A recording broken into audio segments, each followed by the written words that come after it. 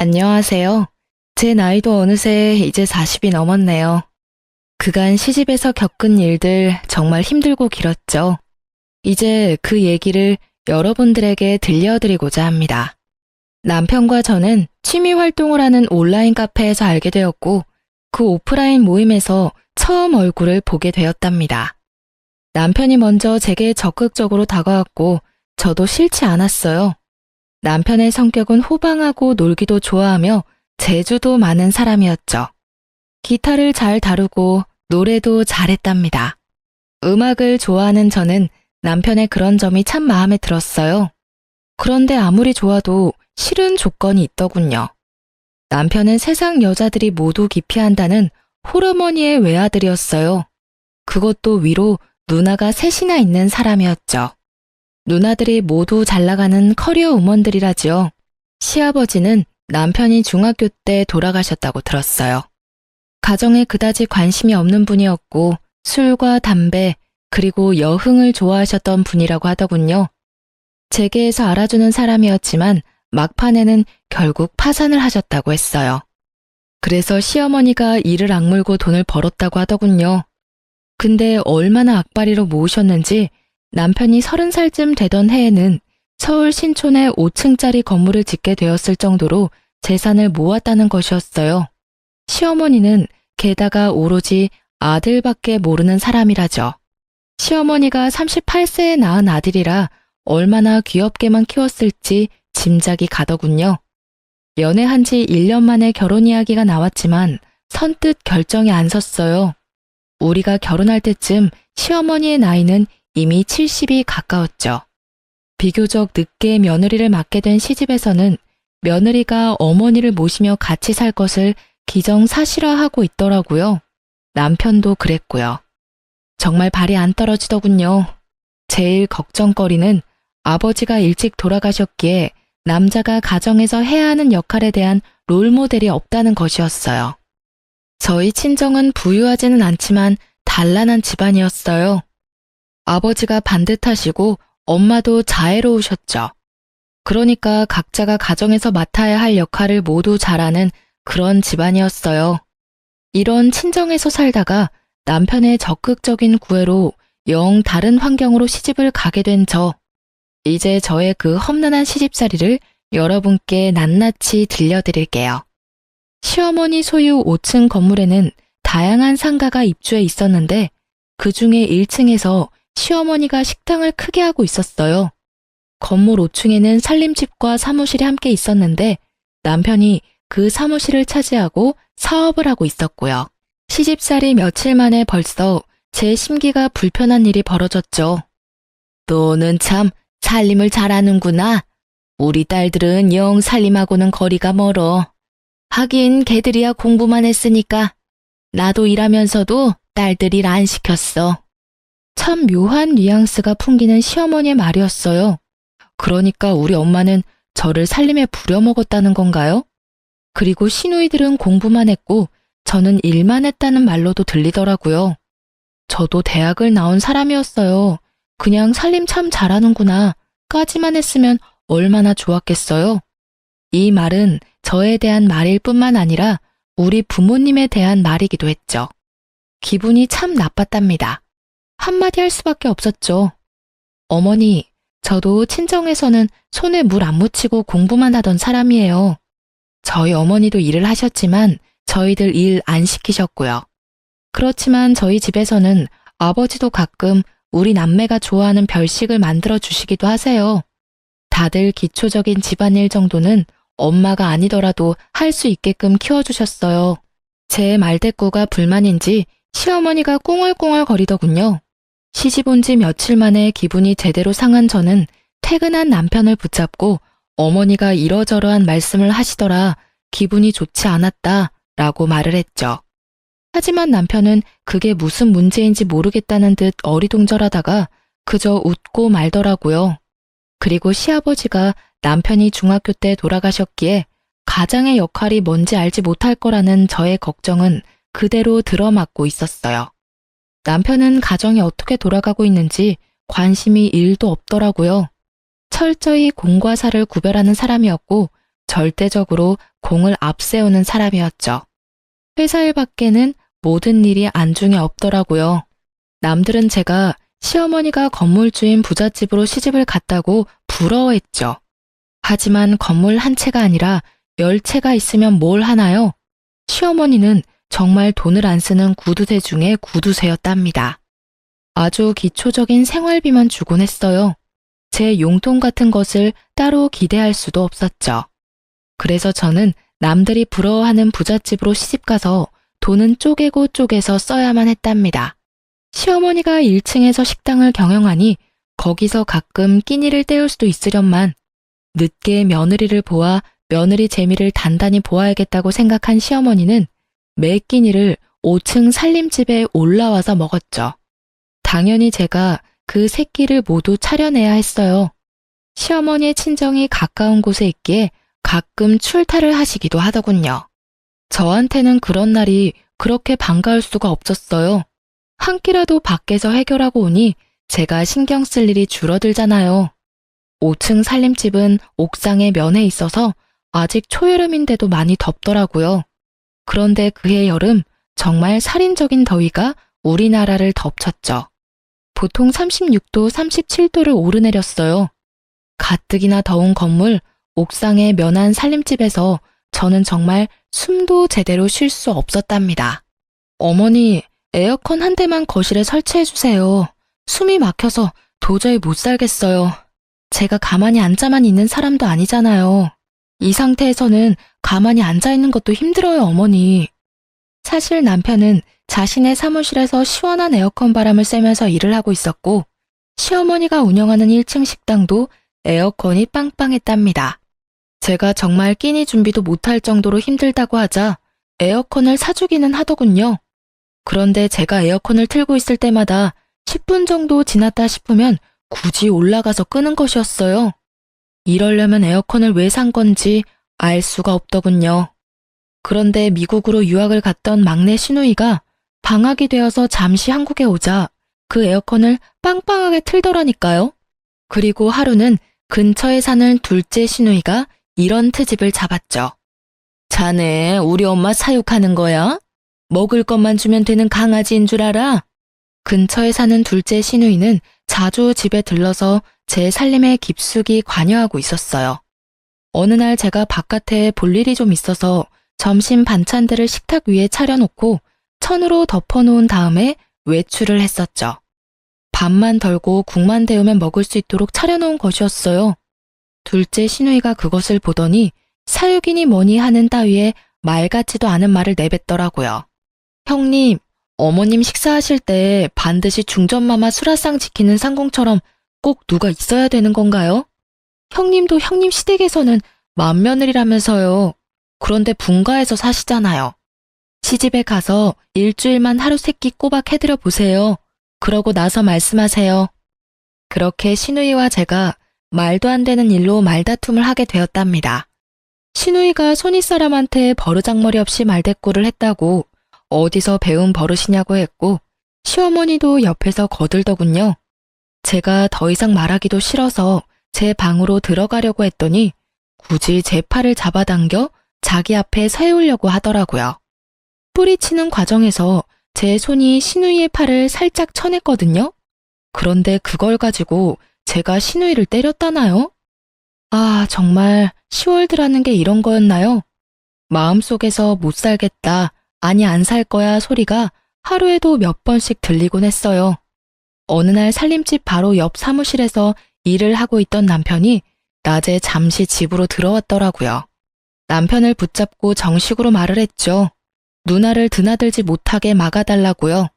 그리고 오더라도 남의 살림에 이래라 저래라 자꾸 참견을 하면 저는 더 이상 여기서 안 살겠다고 경고했어요. 그런데 도리어 남편은 제게 경고를 하더라고요. 뭐? 누나더러 집에 오지 말라고 하라고? 여기가 누나한테 왜 남의 집이야? 참나, 남의 살림이라고? 그리고 누나한테 들으니 당신이 누나를 때렸다면서? 손이 시누이를 때려? 어디서 배워먹은 버릇이야. 안 살고 싶으면 지금 당장이라도 나가. 살지 말라고. 그 순간 쨍그랑 소리가 들렸답니다. 유리가 바스라지는 소리였죠. 벽에 걸려있는 액자를 남편이 주먹으로 쳐서 깨트린 것이었어요. 집안에 관심이 요만큼도 없는 남편이었지만 자기 식구 욕하는 것은 참을 수가 없었던 모양이더군요. 그렇게 저와 남편 그리고 시누이 사이는 결코 가까워질 수 없는 사이가 되었죠. 거기다가 시어머니는 가까운 시장을 가든 먼 지방을 가든 저를 꼭 수행 비서처럼 데리고 다니길 좋아했어요. 제 일정도 있고 저도 밖에서 다른 약속도 잡을 수 있는 사람인데 결코 그런 배려 없이 바로 30분 전에 이야기하고서는 꼭 같이 가야 한다고 통보하는 것이었죠. 어머니, 저도 만날 사람도 있고 밖에서 봐야 할 일도 있어요. 적어도 이틀 전에는 어딜 가야 된다고 말씀을 좀 주세요. 그래야 저도 일정 조절을 하죠. 뭘 안다고 약속을 만들고 다니니? 우리 딸들이야 밖에서 일을 하고 있으니 그렇다 치자. 너는 집에만 들어앉아 있으면서 밖에서 할 일이 뭐가 있어? 뿐만 아니라 시어머니는 이미 결혼을 한 아들의 속옷까지 여전히 직접 챙기더군요. 아침에 출근을 할 때는 이거 입혀라 저거 입혀라 하면서 남편의 옷을 골라주는 일에까지 여전히 손을 떼지 않고 있었어요. 도무지 경우라는 것이 통하지 않는 곳이 제가 속한 시월드였죠. 도대체 세상에 하나밖에 없는 외며느리한테 이렇게 해서 나중에 무슨 대접을 받으려고 그러나 싶은 생각이 들었어요. 그리고 우리 친정에 대해서는 무시하는 태도로 일관하더군요. 시집간 첫 해, 첫 명절날 친정에 가져다 주라고 선물을 내미는데 남의 명함이 떡하니 붙어있는 보기에도 초라한 싸구려 인삼 상자였어요. 그러니까 남한테 받은 선물을 명함도 안 떼고 있다가 그걸 우리 친정집에 갖다 주라는 것이었죠. 그거 가지고 당신도 나가. 보기 싫으니까 가지고 꺼지라고. 남편에게 그 선물을 집어 던지면서 화풀이를 했어요. 한바탕 싸움이 됐죠. 남편은 도대체 그게 무슨 문제냐며 제게 따지더라고요. 더 이상 남편에게 말을 해봤자 제 입만 아플 것 같아서 그만두고 그 선물을 쓰레기통에 던져버렸죠. 친정에서는 여동생에게 과일 상자를 직접 들려서 보내셨더라고요. 여동생이 저와 한 해 차이로 결혼을 했는데 바로 아이가 들어서서 배가 많이 부른 상태였어요. 하지만 앉으라는 말 한마디, 차 한 잔 대접이 없더군요. 제가 알아서 한 상 거하게 차려 여동생을 대접해 보냈죠. 그리고 다음번 시누이가 왔을 때 차 한 잔도 과일 한 쪽도 내놓지 않았답니다. 알아서 찾아 끓여 먹던 깎아 먹던 신경 쓰지 않았죠. 그리고 시모와 시누는 정말 제가 싫어하는 얌체짓도 했죠. 친정엄마가 저 힘들다고 이것저것 해주신 밑반찬을 시모가 말도 없이 시누이한테 가져가라며 챙겨주더라고요. 정말 때려주고 싶도록 밉더군요. 엄마, 이제부터는 절대로 우리 집에 보낼 반찬 만들지 마. 시누이인지 뭔지가 다 가져다 먹는단 말이야. 엄마가 얼마나 없는 시간 내서 정성 들여 만든 건데 나 아깝고 분해 죽겠어. 친정엄마는 좀 더 많이 만들어 보내주시겠다고 했지만 제가 굳이 하지 말라고 했죠. 이혼이라는 단어가 머릿속에 왔다 갔다 하기 시작했어요. 물론 그렇게 된 데에는 남편의 태도도 한몫했답니다. 도대체 그 회사는 일은 안 하고 회식만 하는지 매일 회식을 핑계 삼아 술이 머리 꼭대기까지 차서 귀가하는 것이었어요. 귀가하는 시간도 밤 12시를 넘기는 것은 기본이고 심지어 술에 취해 건물 계단에서 자다가 관리인이 떠엎고 들어오는 일도 부지기수였답니다. 건물에 입주해 있는 상가 상인들이 남편에 대해서 알코올 중독자니 뭐니 하는 소리들을 입에 담고 있었죠. 그런데 남편에게는 그런 소리도 들리지 않는 것 같았죠. 정말 남보기에도 창피했어요. 그런 남편에게 정말 정식으로 제 입장을 이야기해야겠다고 생각하고 오늘은 제발 일찍 들어오라고 부탁했죠. 밤 10시에 귀가했더라고요. 이 시간이면 정말 남편으로서는 이른 귀가 시간이었답니다. 나 더 이상 못 살겠어. 나는 시어머니 모시려고 결혼한 것도 아니고 따로 살고 있는 시누이한테 살림 간섭 받을 이유도 없어. 이러려면 돈 주고 말 잘 듣는 파출부나 가정부를 부르면 될 일이었잖아. 우리 당분간 따로 있자. 나 친정에 가 있을게. 당신은 결혼이라는 것의 의미도 모르고 가정에서 남자가 어때야 하는지도 전혀 모르는 것 같아. 그저 어머니만 떠넘겨놓고 결혼하기 전하고 전혀 다를 바 없이 사는 게 당신한텐 결혼 생활이야? 돌아가신 아버님 걸으신 길 당신이 똑같이 걷지 마. 그리고 저는 필요한 짐들을 챙겨서 친정으로 가버렸답니다. 친정으로 간 지 열흘이 됐는데도 새끼를 꼬박 부려먹던 시어머니가 굶어 돌아가셨다는 소식은 들리지 않더군요. 그리고 수행비서가 없이도 잘도 돌아다니는 것 같았어요. 친정에서 간 지 12일째 되는 날 남편이 찾아왔더군요.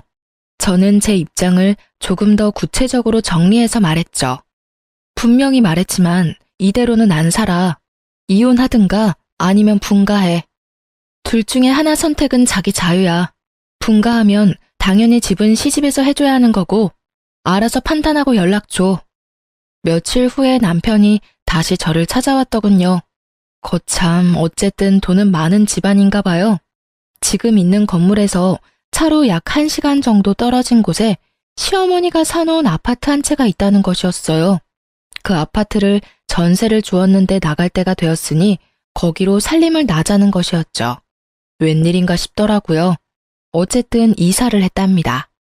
저는 이제 간섭받지 않고 제 맘대로 집을 꾸밀 수도 있고 내가 먹고 싶고 남편에게 먹이고 싶은 것도 맘대로 먹일 수 있게 된 것이었어요.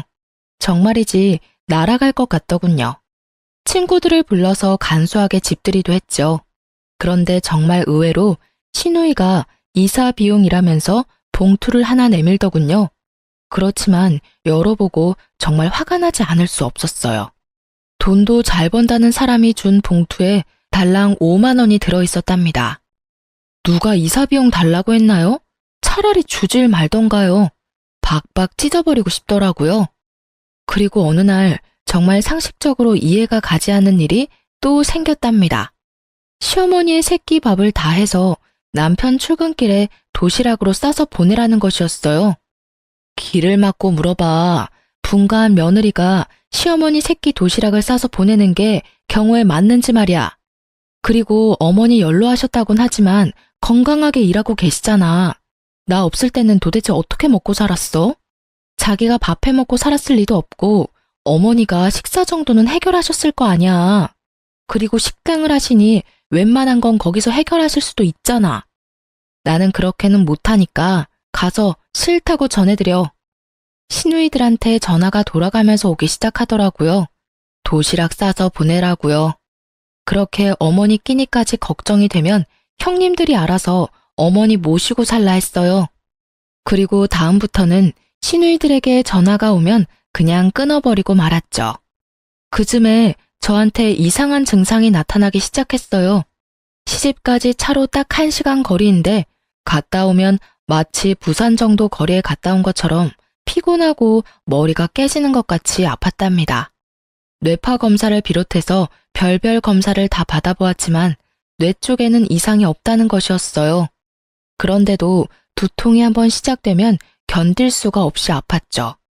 그리고 살이 정신없이 빠지기 시작하더라고요. 친정엄마가 보약을 지어오기도 하셨어요. 그런데 10번째쯤 뇌검사를 받기 위해서 갔던 곳에서 갑상선에 문제가 있을 것이라고 진단을 하더군요. 검사를 해보니 아니나 다를까 갑상선 기능 항진증이라고 하는 것이었어요. 모든 신진대사가 보통 사람보다 너무 원활하게 이루어진다는 것이었죠. 그러니까 조금만 움직여도 피곤하고 살도 빠진다는 것이었어요. 모든 신진대사가 보통 사람보다 너무 원활하게 이루어진다는 것이었죠. 그러니까 조금만 움직여도 피곤하고 살도 빠진다는 것이었어요. 이런 와중에 시집에서는 이제 분가까지 시켜주었으니 빨리 손주를 보여달라고 성화를 하기 시작했어요. 외아들이니 아들을 낳아야 한다나요? 그런데 갑상선 약을 먹으면서 임신을 한다는 것이 정말 찜찜하고 의사도 권하지 않는 일이었어요. 산모에게는 신부전도 나타나고 또 태아에게는 발육부진, 조산, 사산의 위험도 크다고 하더군요. 에휴, 내 친구들이 나 들으라고 하는 소리인지 손주 자랑들을 해대는데 이건 뭐 며느리가 비실거리니 손주를 볼 수가 있어야 말이지. 아이고 내 팔자야. 늦게 본 아들이라 손주 좀 빨리 보고 싶어서 분가를 시켰는데 뭐? 무슨 병이라고? 어머니, 엄마가 마음도 몸도 건강해야 태아도 건강한 거죠. 엄마의 몸 상태나 마음 상태가 이런데 어떻게 당장 아이를 갖겠어요? 조금만 기다려 주세요. 하지만 제가 아프고 싶어서 아픈 것도 아니고 산모나 태아에게 그렇게 위험하다잖아요. 그래서 피임을 하고 약 1년을 치료를 받고는 이제는 임신도 생각해보라는 의사의 진단을 받게 되었답니다. 이제 저는 아이를 갖기 위해 노력했죠. 그런데 하늘을 봐야 별을 따죠. 이사했다고 해서 제 버릇 개 주겠어요? 아마 그런 버릇은 개도 안 받을 것 같더라고요. 역시 새벽 귀가나 아니면 아예 시집 건물에서 자고 바로 출근하는 일이 허다했어요. 자고 바로 옆 사무실로 출근을 해버리면 되니까요. 이사를 하던 해 여름이 끝나갈 무렵 태풍이 몰려오면서 많은 비를 뿌렸답니다. 우리가 사는 아파트 근처에 하천이 범람할 것이라고 대피를 준비하라는 안내방송이 밤새 계속되었고 뉴스 자막에도 하천에 범람 위험이 있다며 알려주더라고요. 하지만 남편놈은 저 혼자 집에 있는 걸 알면서도 전화 한 통 없더군요. 그렇게 위험한 상황이 지나고 난 후 저는 아예 도어락 비밀번호를 바꿔버렸어요. 그리고 아무리 문을 두드려도 열어주지 않았죠. 이런 상황인데 손주를 빨리 내놓으라니 도대체 황당하기 이를 데가 없었답니다. 정말 잘못한 걸 알아서 그러는지 아닌지 모르겠지만 잘못했다고 싹싹 빌기에 이번에만 용서해주기로 하고 문을 열어주었죠. 평생 함께 안 살 거라면 모르지만 살 거라면 이제 아이 가질 생각도 해야 된다는 것을 알아듣게 설명했어요. 알아들었는지 어쨌는지 귀가 시간이 약간 당겨졌고 그로부터 약 5개월 후에 임신을 했다는 진단을 받을 수 있었답니다. 간간히 들리던 그 도시락을 안 싸보내는 것에 대한 불만도 쏙 들어갔죠. 아이를 가지니 시집에서 저를 대하는 대접이 조금은 나아지더라고요. 그날도 사고를 고아놓았으니 가져다 먹으라는 연락을 받고 시집으로 갔죠. 시어머니와 찻잔을 마주하고 앉아서 얘기를 나누고 있었어요. 돌아가신 시아버지의 형제분으로 작은 아버지가 있었지만 그 댁에도 딸만 넷이었어요. 시어머니는 아이는 꼭 아들이어야 한다고 여러 번 강조하더군요. 참나, 그게 어디 제 마음대로 되나요? 그리고 저는 예쁜 딸이 더 좋겠다는 생각을 하고 있었답니다. 물론 시어머니에게 말은 안 했지만요. 그런데 대화 끝에 시어머니가 갑자기 좀 엉뚱한 말을 하는 것이었어요. 예, 네 시아버지 들어오실 시간 됐다. 갈비찜 좋아하신다. 얼른 좀 장만해라. 아이고, 시간이 벌써 이렇게 됐구나. 그런 건 좀 미리미리 챙겼어야지. 곧 들어오실 텐데 시간이 없지 않니? 어머니, 무슨 말씀이세요? 아버님 돌아가신 지가 거의 20년이 되어 오는데 무슨 갈비찜을 장만해요. 어머니 갑자기 왜 이러세요? 느낌이 정말 이상했어요. 그런데 시어머니가 그날은 곧 정신을 수습하더라고요. 한숨 놓았지만 다음번에 시집에 갔을 때 들은 얘기는 정말 절망적이었죠.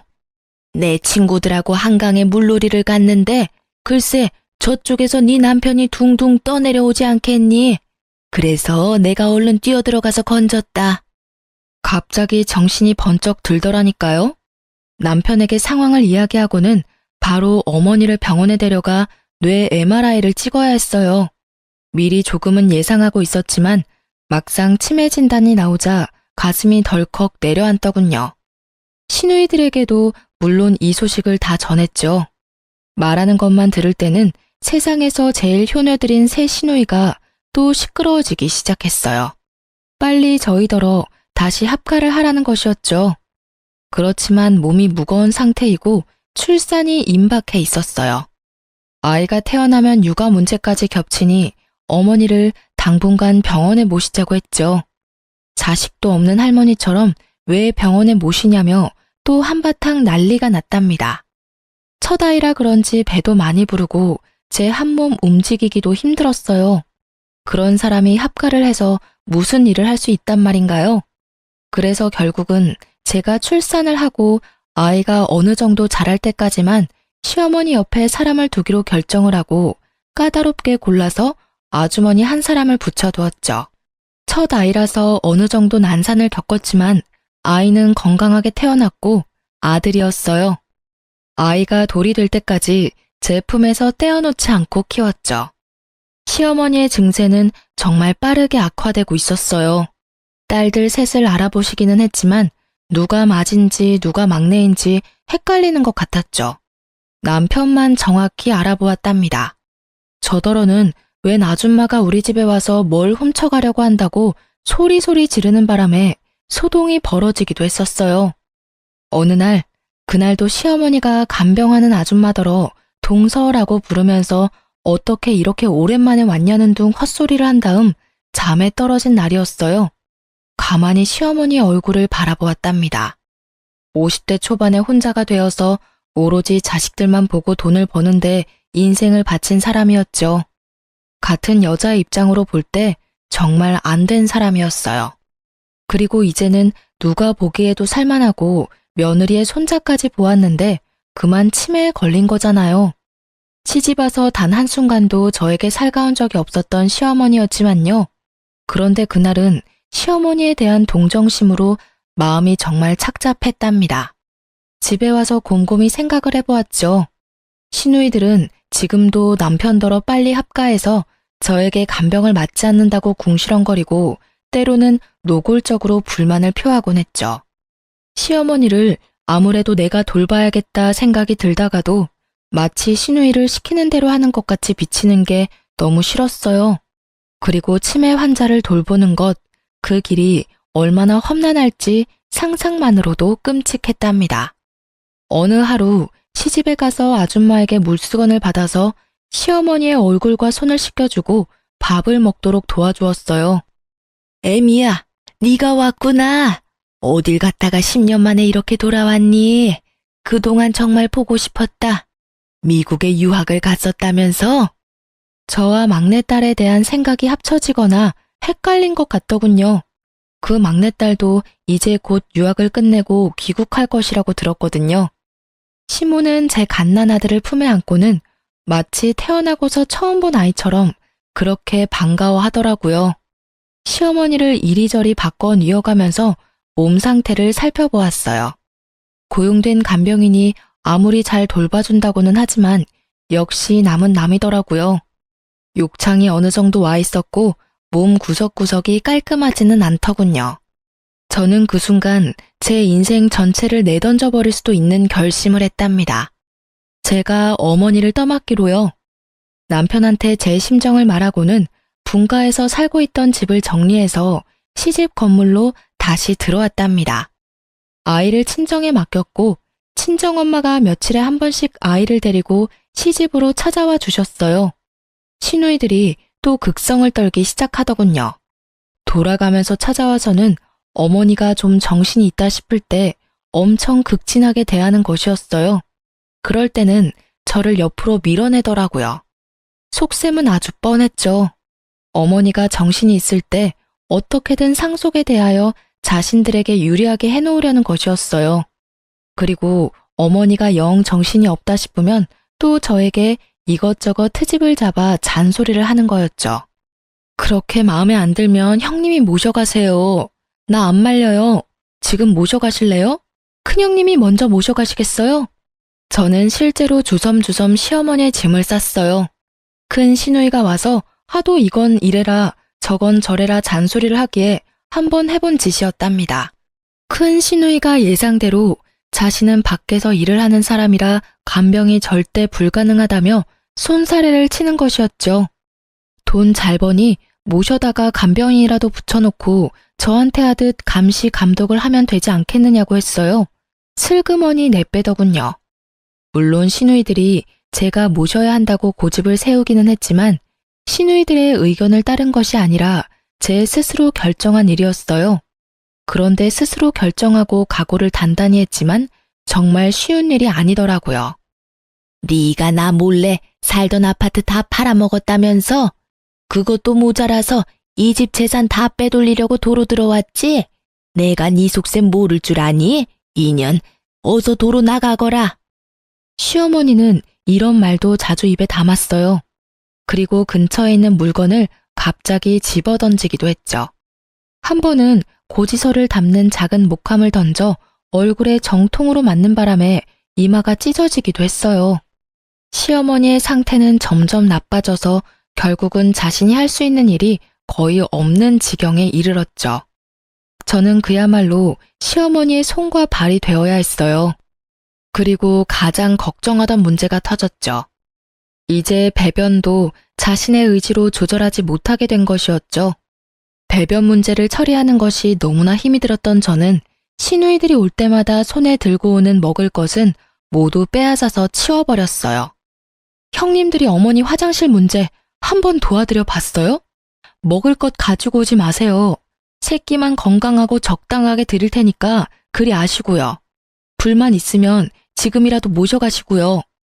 그렇게 치매 환자의 손과 발이 되어 살던 중 제 몸에 무리가 갔나 봐요. 어깨와 허리가 무너지듯 아프면서 도저히 평상시처럼 움직이질 못하겠는 거예요. 그래서 할 수 없이 간병인을 불렀죠.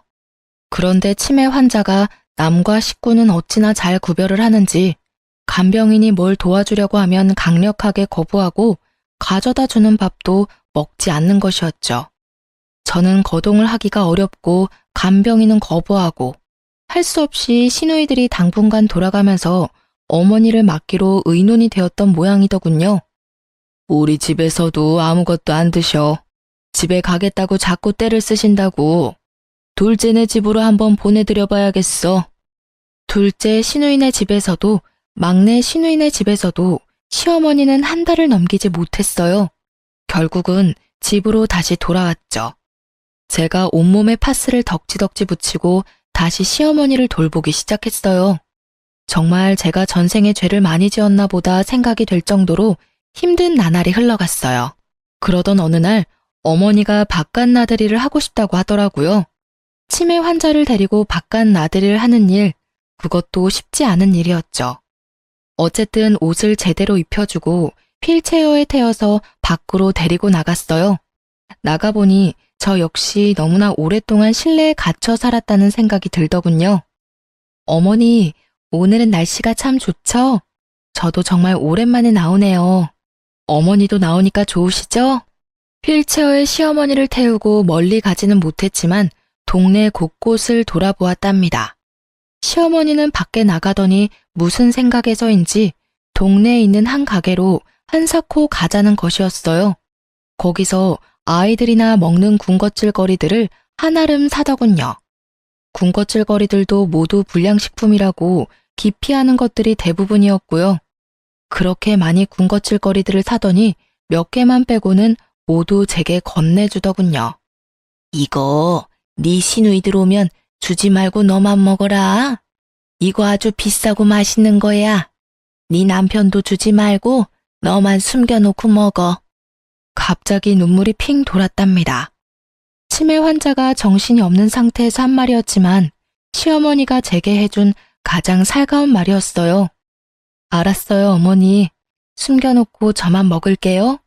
어머니 것도 여기 따로 챙겨놓을 테니 아무도 주지 마시고 어머니만 드세요. 시어머니가 아이처럼 좋아하더군요. 그리고 상태는 점점 안 좋아지고 있었지만 일주일에 한 번 정도 친정엄마가 데리고 오는 손자는 정확하게 알아보았답니다. 그리고 제 아이를 보면 거의 울먹이면서 반가워하곤 했죠. 어느새 시어머니는 제게 조금씩 살가워지고 있었고 저는 시간이 갈수록 나빠지는 시어머니 상태에 동정심을 지나서 마치 우리 엄마가 어디가 아픈 듯 마음 한구석이 아파오기 시작했답니다. 남편 없이 오로지 자식들만 보고 악착같이 돈을 벌며 살았던 어머니였지만 자식들은 정말 아무 소용이 없더군요. 하루 24시간을 꼬박 같이 어머니에게 매여서 제 생활은 없었어요. 남편놈은 여전히 예전과 똑같이 어머니만 저한테 맡겨놓은 채 아들로도 남편으로도 그리고 아버지로서도 아무짝에도 쓸모가 없었죠. 그렇게 모진 세월이 흘렀답니다. 시누이들이 자주 들르긴 했지만 오락가락하는 어머니를 붙잡고 이젠 아주 노골적으로 상속에 대한 이야기를 입에 담더군요. 상속 문제에 대해서는 남편도 적극적으로 끼어들었죠. 제 눈에는 모두 아무짝에도 쓸모없는 사람들로 보였어요.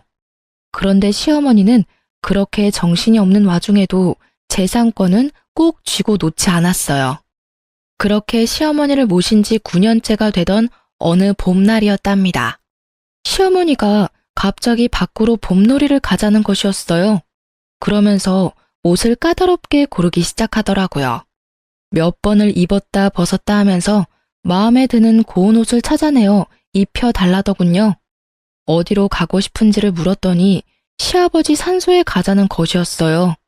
시아버지의 산소는 서울 근교의 공원 묘지에 있었거든요. 거기까지는 먼 길이었고 꼭 차량이 필요했어요. 남편더러 운전을 해달라고 했더니 회사 일 때문에 시간이 없다면서 차 키만 던져주더군요. 애미야, 네 시아버지가 외로우시단다. 내가 가서 좀 놀아드려야겠다. 애미 너도 네 시아버지 본 적 없지? 같이 놀러 가련? 산소에야 자주 찾아갔었죠. 갑자기 아버님이 보고 싶으신 거예요? 아버님이 꿈에라도 보이시던가요? 한번 외출을 하려면 그 준비 과정부터 장난이 아니었지만 간신히 차에 태워 시아버지 산소로 데려갔죠. 시아버지 산소 앞에서 시어머니가 눈물을 보이더군요. 한동안 아무 말도 없이 눈물을 보이고 있던 시어머니가 말했어요. 애미야, 네 아버지가 너더러 고생 많이 했단다. 그래서 이젠 당신이 나를 돌봐주겠대. 그리고 나한테 잘못했다는 말도 하더라. 하긴 이 양반이 나한테 잘못한 것이 많기는 하지. 참 어머니도 돌아가신 양반이 무슨 말씀을 하실 수 있다고 어머니를 돌봐주신다고 하신대요. 거기다가 잘못했다는 말씀까지 하셨다고요? 어머니, 밖에 너무 오래 계셨어요. 아직은 쌀쌀해요. 오늘은 이만 집에 가시고 다음에 또 바깥 구경 시켜드릴게요. 그렇게 시아버지의 산소에 갔다가 집으로 돌아왔죠. 피곤했는지 시어머니가 오자마자 잠에 떨어지더군요. 늘 하던 대로 다음날 아침에 물수건을 먼저 준비해서 씻겨주려고 방으로 들어갔어요. 그런데 시어머니는 아직 자고 있는 것 같았어요. 치매 환자들이 모두 그러는지 어머니만 그러는지 알 수 없었지만 우리 시어머니 경우에는 새벽같이 일어나서 배고프니 밥 달라고 소리소리 지르면서 저를 부르는 경우가 많았답니다. 그런데 오늘은 그러지도 않고 그냥 잠만 자고 있었어요. 어제 많이 피곤했나 보다 생각하고 물수건으로 어머니의 손을 씻기려는 순간 직감적으로 일을 당했다는 것을 느낄 수 있었답니다. 그 전날도 술에 취해 늦게 들어왔던 남편이 아직 자고 있었기에 고래고래 소리를 질러서 남편을 불렀어요. 제 소리가 심상치 않았는지 남편이 얼른 달려오더군요. 곧 119 구급대가 출동했고 어머니가 병원으로 이송되었어요. 병원에서 어머니가 세상을 뜬 지 이미 서너 시간이 지났다는 것을 확인해 주더군요. 제 입에서 저도 모를 통곡 소리가 튀어나왔어요. 내가 어머니 모시기가 너무 힘들어서 빨리 돌아가시라고 마음속으로 빌기도 많이 빌었어요. 죄송해요, 정말. 제가 잘못했어요. 제가 잘못했다고요, 어머니. 시누이들도 곧 병원으로 몰려들었고 사흘간의 작별의식이 끝난 다음 시아버지 산소에 합장시켜 주었답니다. 그렇게 장장 9년에 걸친 치매 환자와의 투쟁이 끝났지만 마음은 허전하기 그지없더군요. 비록 정신이 있을 때나 없을 때나 저한테 모진 말을 퍼붓기도 한 미운 시어머니였지만 빈자리가 왜 이리 큰지요. 며칠을 그렇게 허망한 상태에서 지내던 어느 날 시댁 작은아버지가 웬 신사 하나와 같이 집에 들어서더군요. 애미야, 네 시어머니께서 살아생전에 나를 시켜 이 변호사분한테 재산에 관한 유언의 공증을 맡기셨다. 그걸 집행하러 온 거야. 그 변호사분이 공개하는 어머니의 유언은 정말 의외의 것이었어요. 건물과 우리가 살던 아파트, 그리고 서울에 있던 땅까지 모두 저에게 상속한다는 내용이었죠. 정말 놀랄 수밖에 없었습니다. 유언을 공개하는 자리에 같이 동석했던 시누이들과 남편의 입에서 비명소리가 터져나오고 집안은 그야말로 세계 2차 대전쯤 되는 전쟁터가 되었죠. 저도 시누이들도 그리고 남편도 모두 놀라고 있었어요.